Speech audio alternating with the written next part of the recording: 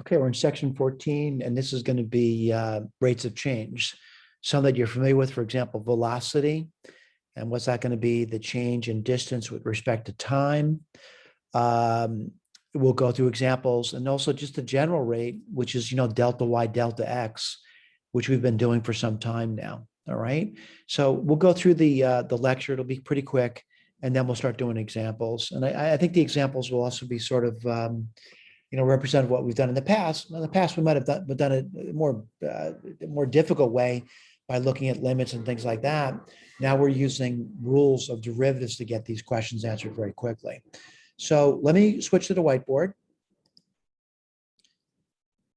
And again, the intent of the lecture is to present, the material that's necessary to do examples, and we'll do examples later. So let's talk about, step number one, which is, recall that the average velocity. And what does that mean? If I talk about average velocity, that's delta S. So if I were thinking about that, that would be, well, let's say, S is a function of time. That means the position of a particle. S is some function of time. So it's going to be like, if I do an average velocity, I do a time interval, and the time would be, maybe between T1 and T2, where T2 is greater than T1, and the position function is ST.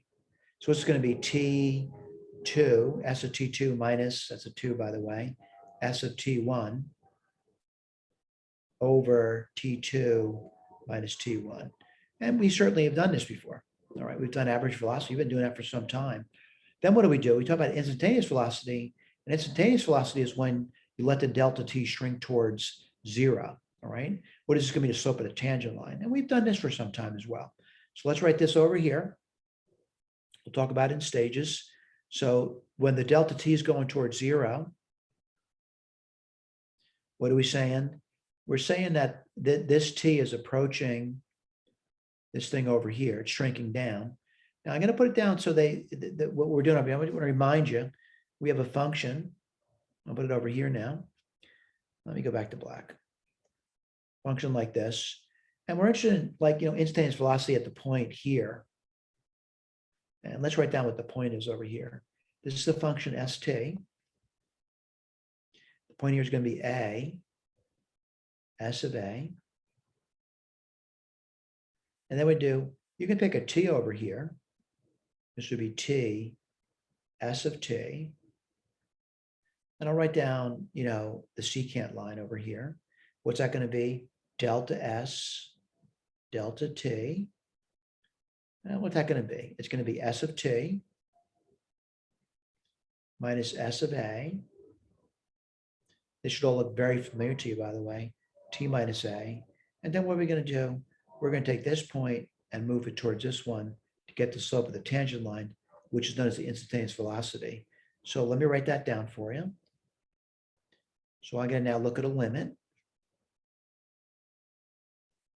as delta t goes to 0 of delta s, delta t.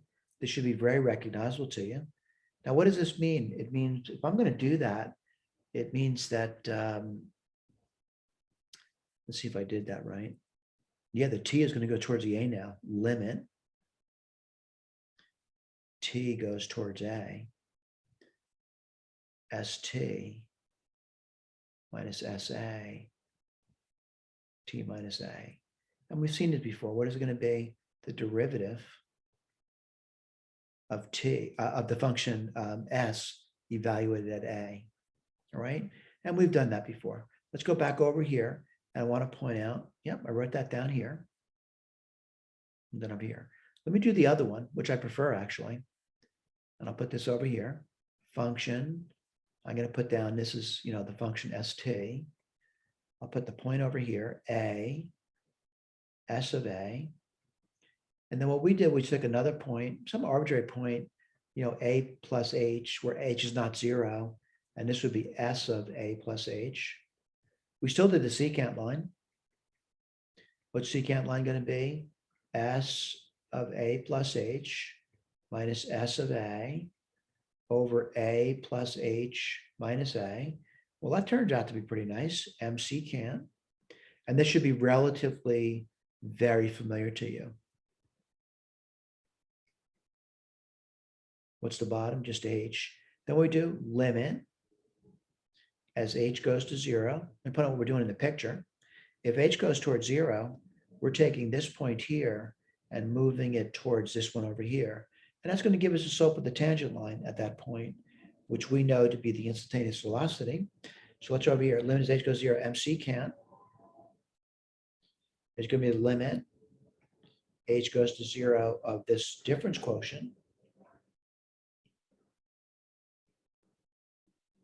And what does that equal? That's S prime at A. All right, so we've done this before. And that stuff's all written over here for you. We've done it before. Let's take a look at an example now. All right, so it says find the instantaneous velocity at t equals 3. So I'm going to say, I know the function S.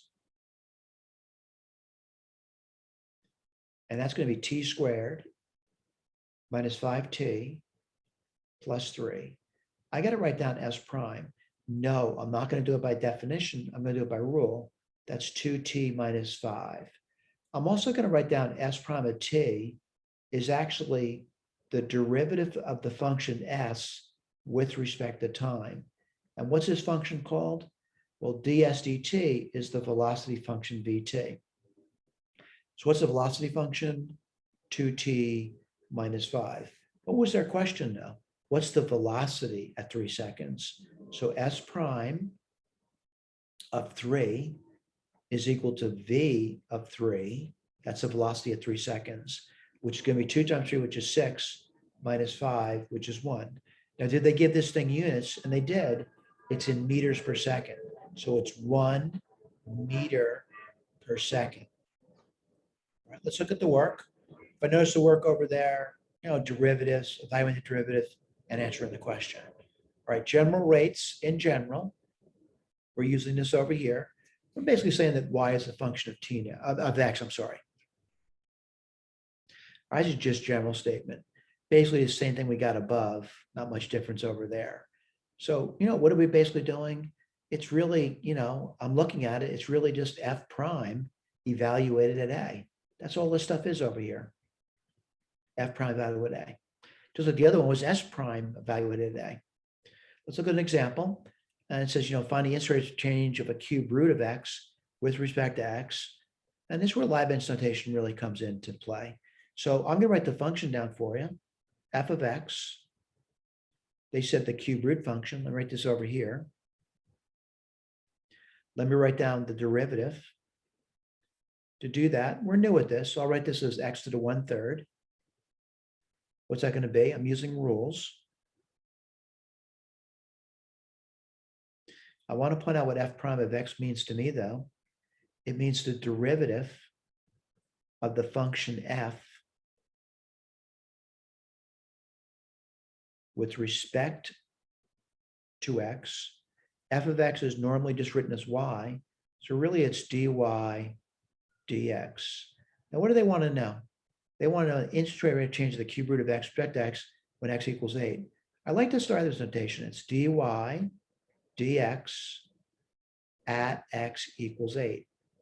Well, I need to know what dy dx is, and that's 1/3. And then what's the x here? It's 8 to the minus 2/3. I'm going to go through the computation, and then we'll check it with the key, by the way. It's going to be 1, 3. It's a negative power, so it's going to be the cube root of 8 squared. Yes, I'm going to do the arithmetic. That's 1, 3 times. The cube root of 8 is 2, and 2 squared is 4. So my answer is 1/12. By the way, no units are given, so the rate is just 1/12. All right. So I'm going to say, here's the big deal over here. We're talking derivatives. Now, if we've got a function like this, all right, what do we want to do? S prime of t. And what does this represent? Well, if S is a position function and t is time, this would be the velocity function. Otherwise, when there's nothing being specified, I'm going to say it's just a function of x and then f prime. And what does this represent? Dy dx, with the understanding that f of x is equal to y. All right, what does this thing represent over here? change in position, respect to time. So nothing new. However, it might appear to be new to you. We'll go through the examples, of course. And again, after we go through the examples, you want to try things on your own. And that's where you're really going to start to learn. You know, you can present a thing, you might be confused. Examples might relieve some of the confusion. You want to study and you want to do examples. It's really that simple. And that's going to bode well in your educational process in general. Thank you.